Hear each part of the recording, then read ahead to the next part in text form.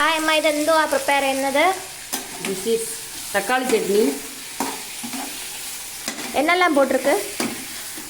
ஒரு 5-6 வற்றல் மிளகு எண்ணெயில் வறுக்கணும். கொஞ்சம் உப்பும் போட்டு வறுக்கணும்.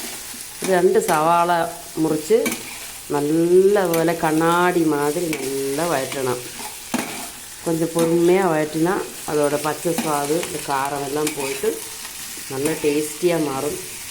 அதுக்கப்புறம் இது மாற்றி வச்சுட்டு தனியாக பாத்திரம் சின்னதல்லவா, அதனாலே சின்ன பாத்திரம் எடுத்துட்டேன். அதனால் இப்போ 5-6 தக்காளி நல்லா புளிப்புள்ள தக்காளி தனியே வழட்டுவோம். கொஞ்சம் ஆயில் கூட விட்டு நல்லா வழட்டணும். இது இப்போ கண்ணாடி போல் ஆகட்டும். கடையில் இந்த தக்காளி, திஸ் இஸ் தக்காளி, நாட்டு தக்காளி. இது அவ்வளவும் போட்டு நல்லா வதக்கணும். அதுவா கொஞ்சம் வதக்கல் குறவானாலும் இந்த சூட்டிலே நமக்கு அது வதங்கிடும். இப்போ இதான் 4 தக்காளி. இது பொரிகடலை இருந்தால் போட்டுக்கலாம், நல்லாயிருக்கும். இதிலே உளுந்து பருப்பு வறுத்துக்கலாம், நல்லாயிருக்கும், ஸ்மெல்லாக இருக்கும். ஓகே, உளுந்து பருப்பு போட்டுக்கலாம், பொரிகடலை போட்டுக்கலாம். ஆனால் இது இப்போ நம்ம ராவாக பண்ண போகிறோம். நல்ல புளிப்பாக இருக்கும் தக்காளி.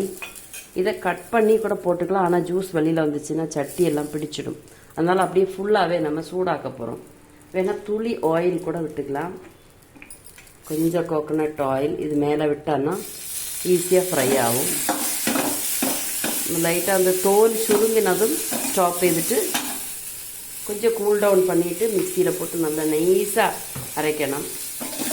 சவாலா இந்த வெங்காயம் இருக்கிறதுனால ஒரு மாதிரி பார்க்க நல்லா இருக்காது. அதனால் டொமேட்டோ நிறையா இருந்தால் தான் தக்காளி சட்னி டேஸ்டியாக இருக்கும்.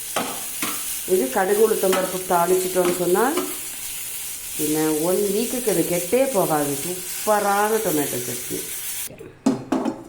ஓகே, நம்ம இதில் கொஞ்சமாக உளுத்தம் பருப்பும் கூட வறுத்து போட்டுக்கலாம். ஸ்மெல்லு அது மாத்திரம் இல்லை, நெஞ்சில் செஸ்ட்டில் ஏதாவது கன்ஜெஷன், மியூக்கஸ் கன்ஜெஷன்லாம் இருந்ததுன்னா நமக்கு இந்த உளுந்து பருப்பு நிறைய சாப்பிடும்போது இந்த சளி தொல்லையெல்லாம் குறையும்.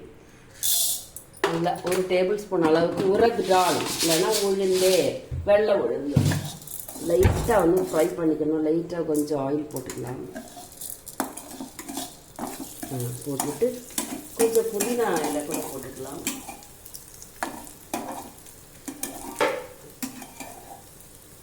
நல்லா ஃப்ரை ஆகிடுச்சா, லைட்டாக செவக்கட்டும். செவந்ததும் நம்ம எடுத்து செவக்க ஆரம்பிச்சிருச்சு. இதில் நம்ம மல்லி இலை போட்டுக்கலாம். மல்லி இலை, புதினா இலை எல்லாம் போடலாம். மல்லி நம்மக்கிட்ட ஜாஸ்தி இருக்கிறதுனால கொஞ்சம் கூட மல்லி போட்டுக்கலாம். அவ்வளோதான். ஸ்டவ் ஆஃப் பண்ணிக்கிறதுனா கரிஞ்சு போயிடும். இதையும் கூட இதில் சேர்த்துக்கலாம்.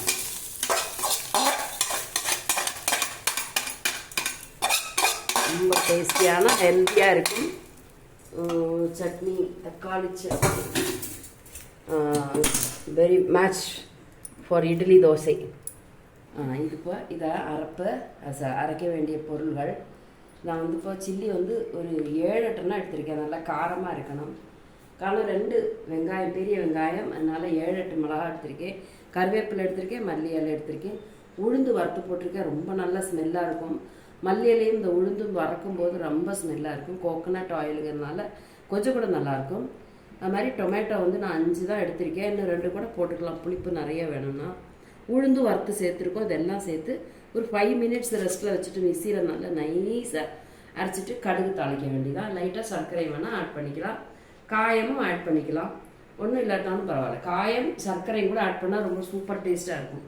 கொஞ்சம் சுகர் மாதிரி டேஸ்டியாக இருக்கும். ஓகே ஓகே, சட்னி நம்ம இங்கே அரைச்சாச்சு.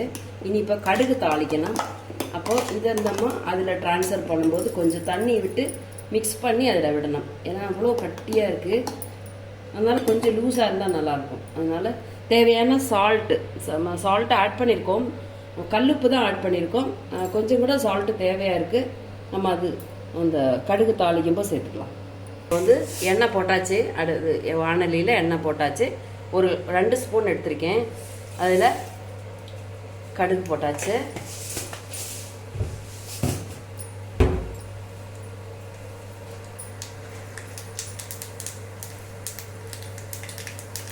ஒரு தண்டு கருவேப்பிலை போட்டுக்கலாம்.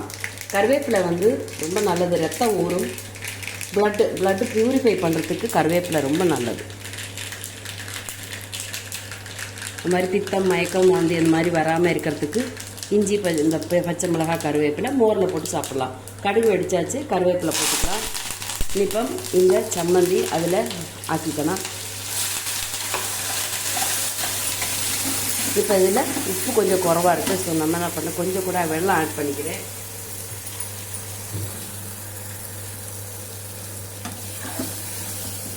வெல்லம் ஆட் பண்ணிக்கலாம். இதில் இப்போ கொஞ்சம் டேஸ்ட்டுக்கு நம்ம உப்பு ஆட் பண்ணிக்குவோம்.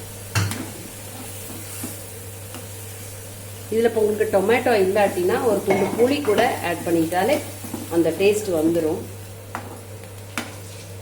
இப்போ தக்காளிக்கெல்லாம் சிலப்போ விலை கூடிடுச்சுன்னா டொமேட்டோ சட்னி எப்படி அரைக்கிறதுன்னு கவலைப்பட வேண்டாம். இந்த இன்க்ரீடியன்ட் எல்லாம் ஆட் பண்ணிட்டு நம்ம கொஞ்சம் புளி சேர்த்துக்கலாம். இனி வெங்காயத்துக்கு விலை கூடிடுச்சுன்னா ஒரு பீஸ் மத்தங்காய் வச்சு கூட இதே மாதிரி டேஸ்ட் கொண்டு வர முடியும். இப்போ இந்த சட்னியில் நல்லா வெள்ளம் விட்டு பெருக்கியாச்சு. இதை பண்ணாமல் உப்பு ஆட் பண்ணிக்கலாம். நான் எவ்வளோ உப்பு, பாதி உப்பு ஆட் பண்ணிக்கிறேன்.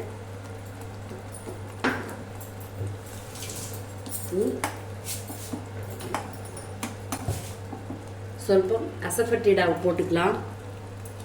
அசஃபட்டில் கொஞ்சம் மணத்துக்காக போட்டுக்கலாம். நெக்ஸ்ட்டு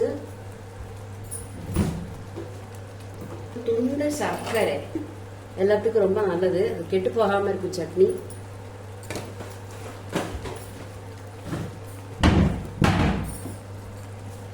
இந்த சட்னி வந்து இப்போ ரெடி ஆயிடுச்சு.